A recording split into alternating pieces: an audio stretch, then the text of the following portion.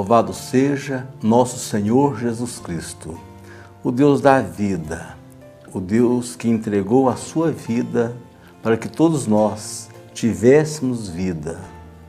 Está aí a mística de Deus. Deus nos quer felizes.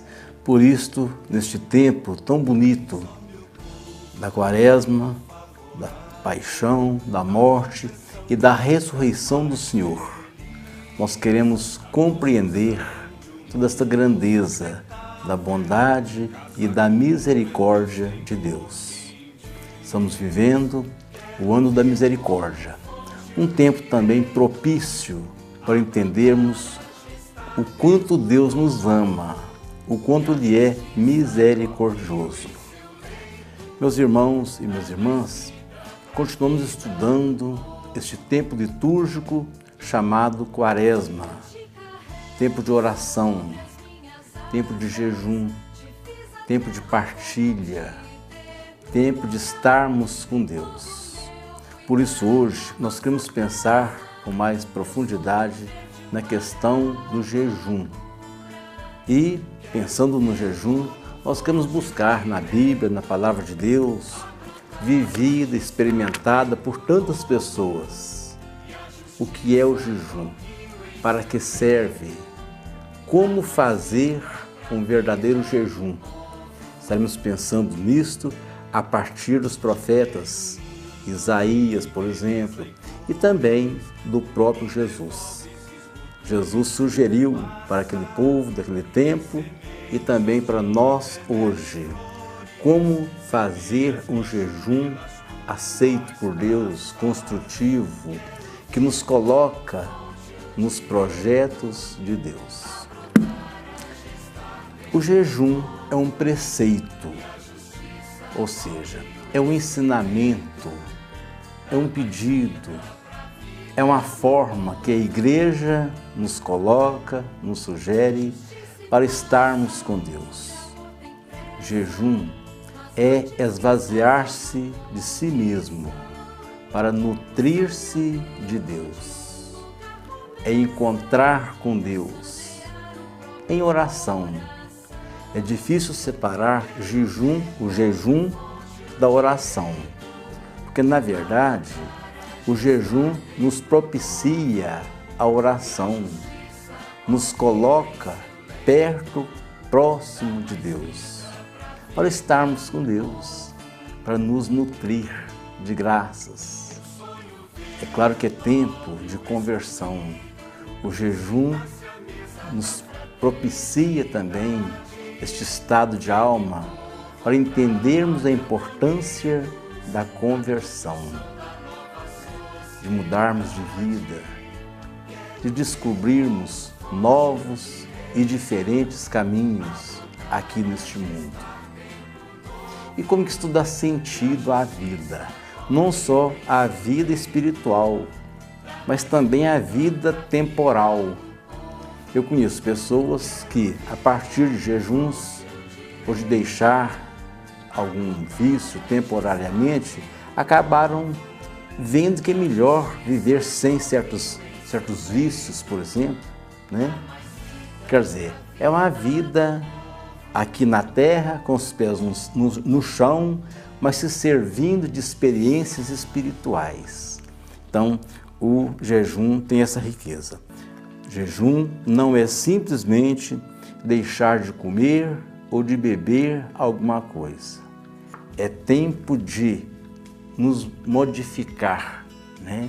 De nos colocar mais próximos de Deus. Repetimos mais uma vez. E o jejum vai nos ensinar que existem caminhos, vamos dizer, de metodologias complicadas, não, mas de certas disposições, diríamos assim. Uma passagem da Bíblia muito bonita, lá no inicinho da Bíblia, vai nos mostrar um quadro muito bonito, que foi lido na primeira leitura de domingo passado, né? Quando Moisés se encontrou com Deus. Foi uma coisa bonita. Lá na Terra Santa existem várias árvores de sarça. A sarça de lá não é como a sarça nossa que que nós colocamos no frango, né? Para temperar pratos. Sarça lá é uma árvore muito bonita. E certo dia, Moisés, que estava conduzindo, cuidando do gado de seu sogro, Jetro, viu uma coisa muito bonita.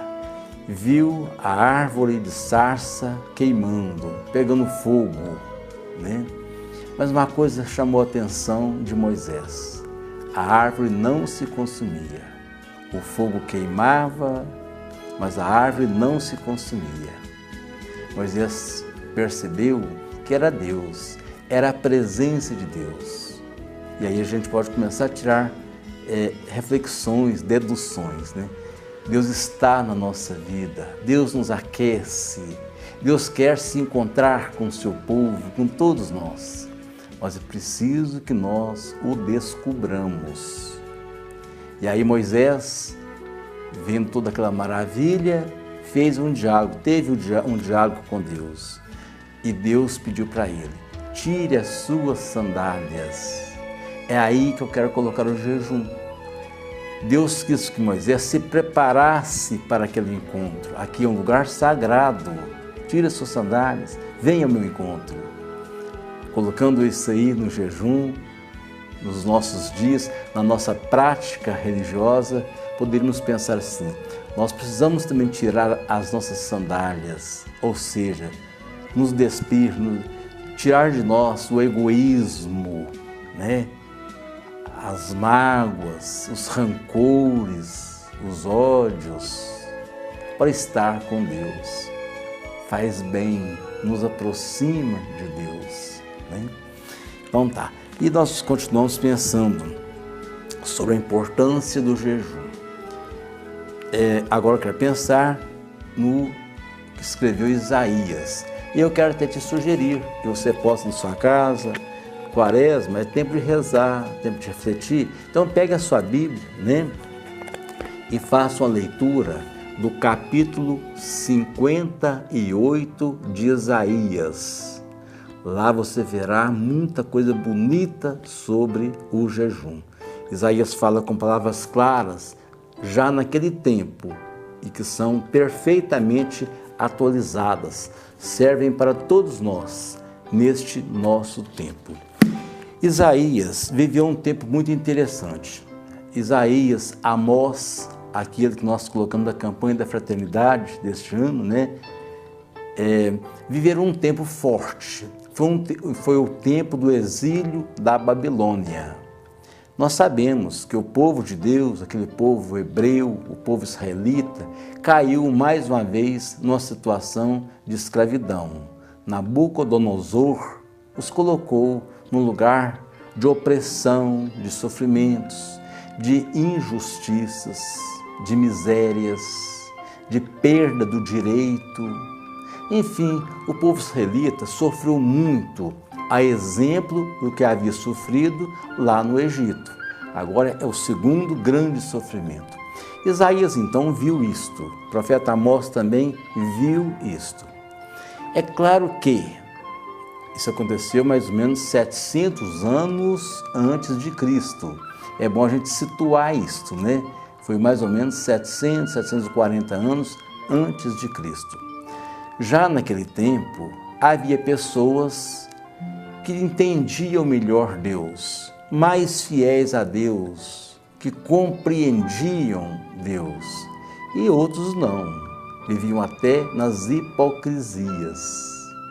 E aí Isaías fala sobre isso, você verá aí na Bíblia, na sua Bíblia, no capítulo 58. Isaías fala assim, que existe várias formas de fazer jejum, mas que o jejum que produz frutos, que agrada a Deus, tem que ser um jejum que tem objetivos. E aí ele faz lá uma série de recomendações. E primeiro ele fala que grite, no 58, versículo 1, grite a plenos pulmões sem parar, solte como trombeta o som da sua voz, mostra ao meu povo os seus crimes e faça a casa de Jacó conhecer os seus pecados. O pecado sempre dificultou, destruiu a vida do povo. Nós sabemos disso. Embora hoje em dia, parece que o pecado está muito naturalizado. Quase nada é pecado, né? Inventaram assim formas de justificar tudo, mas o pecado existe sim. O que é pecado? Pecado é quando nós contrariamos os projetos de Deus. Quando nós vivemos as nossas vidas, as nossas ações contrárias àquilo que Deus nos ensinou, contrários à ética, contrário à moral, contrário aos bons costumes. É fácil entender isso, né? A gente sabe, até as crianças sabem o que pode e o que não pode. Aliás, uma das faculdades que o homem tem, que a pessoa tem, é o discernimento, é a inteligência de perceber o que é certo e o que é errado. Então, o pecado é fazer aquilo que não condiz com a verdade, que não coincide com a verdade, com a vontade de Deus. Todo mundo sabe disso. Precisamos sim pedir a Deus misericórdia, muita misericórdia, para que sejamos fortes e que vivamos este jeito agradável a Deus. Mas aí, Isaías vai falar lá no capítulo 58, capítulo 58, no versículo 6, Isaías fala assim: o jejum que eu quero é este, acabar com as prisões injustas, desfazer as correntes do jugo, do peso que colocava e que se coloca sobre pessoas, o peso da injustiça, por exemplo, né? Pôr em liberdade, continua o profeta, pôr em liberdade os oprimidos e despedaçar qualquer jugo, qualquer sofrimento imposto.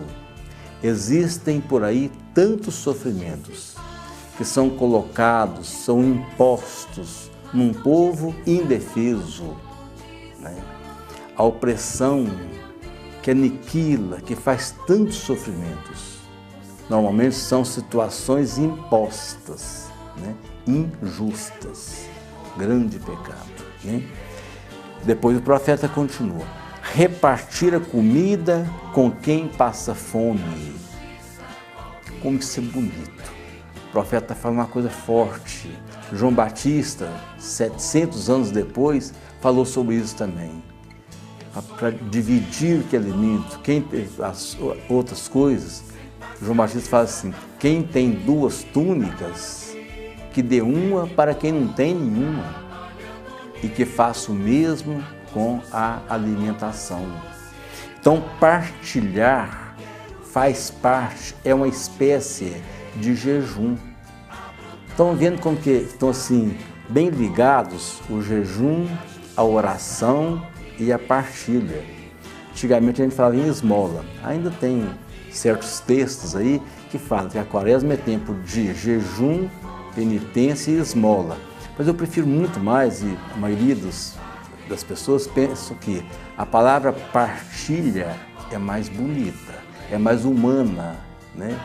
Não tira, é mais construtiva, é mais humanizada, né? Não denigre a pessoa que é ajudada, que é partilhada.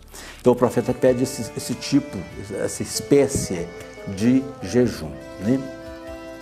Hospedar em sua casa, ele continua, hospedar em sua casa os pobres sem abrigo, vestir aquele que se encontra nu e não se fechar à sua própria gente.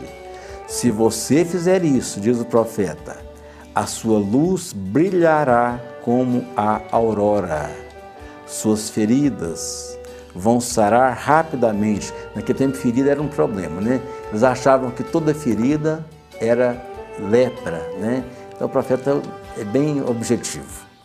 A justiça que você pratica irá à sua frente e a glória de Javé, a glória de Deus, virá acompanhando você. coisa bonita é um jejum bem feito, agradável a Deus e que nos compromete, um jejum que nos compromete, que nos faz pensar na partilha, na oração. Este é o jejum que nós te desejamos. Você pode fazer isso agora, nessa quaresma. Quarta-feira que vem, nós continuaremos pensando na liturgia, uma reflexão a partir da Bíblia, da história da igreja, sobre a Semana Santa, sobre a quaresma. Até quarta-feira que vem, se Deus quiser.